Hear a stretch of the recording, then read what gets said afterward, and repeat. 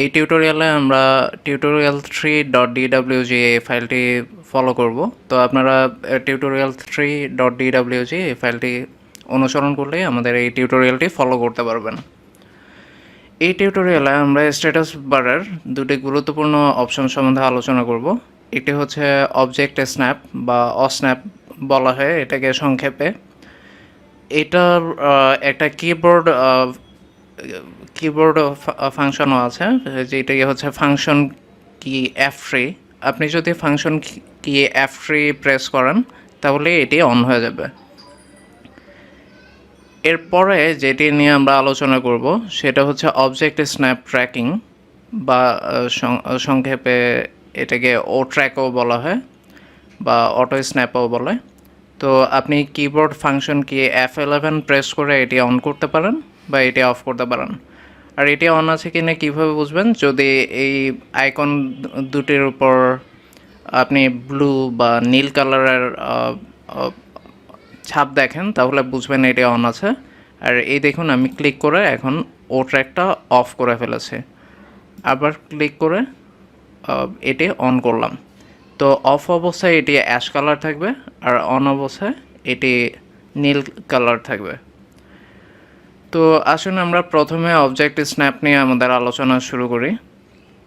তো আমরা যেটি করব, এটার পাশে যে অ্যারো চিহ্ন আছে সে ফ্লাইআউটে ক্লিক করব। ক্লিক করলেই আমরা দেখতে পাচ্ছি যে এখানে বেশ কয়েকটি অপশন সিলেক্ট করা আছে।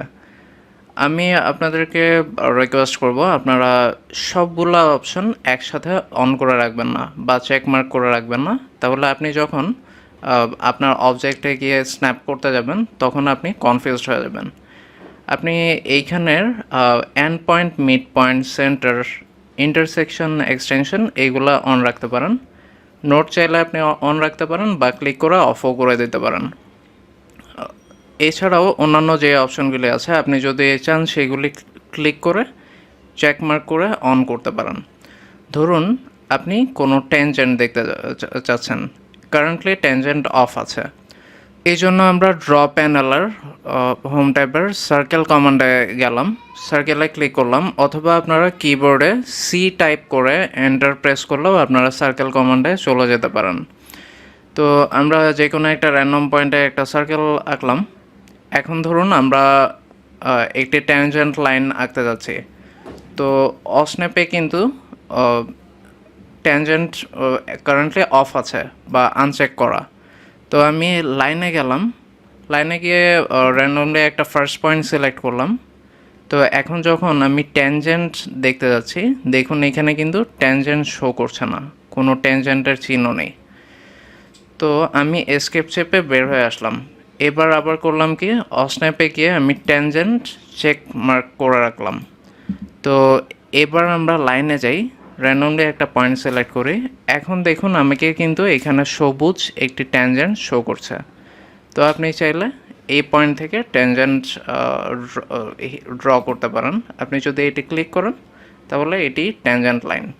আপনি যদি ট্যানজেন্সিয়াল রিজিয়নে থাকতে চান তাহলে দেখুন এখানে আপনাকে শো করছে। তো আপনি এইভাবে আপনার ইচ্ছা মতো ট্যানজেন্ট লাইন ড্র করতে পারেন। আমি এসকেপ শেপে বের হয়ে আসলাম। তো এটা ছিল অস্ন্যাপের যে বিভিন্ন বিষয়গুলি সেগুলি। তো এইখানে অবজেক্ট স্ন্যাপ সেটিংস নামে একটা অপশান আছে। আপনি যদি এটি ক্লিক করেন তাহলে ড্রাফটিং সেটিংসে ডায়লগ বক্সটি পাবেন। এইখান থেকেও আপনি আপনার যেই পয়েন্টগুলো দরকার হয় সেগুলি আপনি সিলেক্ট করে বা চেক মার্ক করে আপনি ওকে ক্লিক করলেই সেই পয়েন্টগুলি অবজেক্ট স্ন্যাপে ধরা পড়বে। এছাড়াও এইখানে আরও বেশ কিছু অপশন আছে, যেমন ধরুন পোলার ট্র্যাকিং।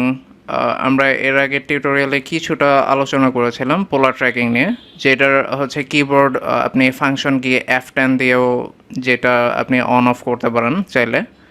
তো এইখানে বেশ কিছু অপশন আছে, আপনি চাইলে এইগুলো নিয়ে কাজ করতে পারেন। এছাড়াও স্ন্যাপ অ্যান্ড রিড আছে। তো আপনি এইখানকার বিভিন্ন যে অপশনগুলো সেইগুলোও আপনি মডিফাই করতে পারেন। এছাড়াও আরও এখানে বিভিন্ন ট্যাব আছে, আপনার যখন যেটি দরকার হয় আপনি সেই অনুযায়ী মডিফাই করতে পারেন। তো আমি ওকে ক্লিক করে বের হয়ে আসলাম। তো এটা ছিল আমাদের অস্ন্যাপ নিয়ে বিভিন্ন কথা। এবার আমরা অবজেক্ট স্ন্যাপ ট্র্যাকিং বা ও ট্র্যাকে যাই, যেটাকে অটো স্ন্যাপও বলে। তো ও ট্র্যাকের কাজটা আপনাদেরকে একটি উদাহরণের সাহায্যে দেখাই।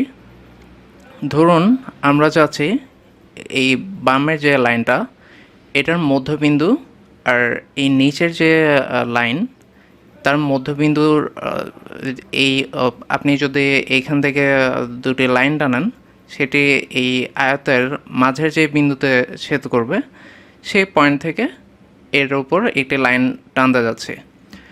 তো আমি ড্র প্যানেলের লাইন কমান্ডে ক্লিক করলাম। তো স্ন্যাপের সাহায্যে এটার মিড পয়েন্টটা স্ন্যাপ করলো। তো আমি ক্লিক করলাম না, জাস্ট মাউসের কার্সর নিয়ে গেলাম, এবার আস্তে আস্তে সরালাম, তো পিছনের দিকে আসলাম। এবার আমি নিচের যে লাইনটা এটার মিড পয়েন্টে স্ন্যাপ করলাম আর পিছনের দিকে আসলাম। দেখুন আমি কিন্তু মাউসে কোনো ক্লিক করিনি, জাস্ট ও ট্র্যাকটা অন থাকায় আমি কিন্তু এই মধ্যবিন্দুটা পেয়ে গেছি।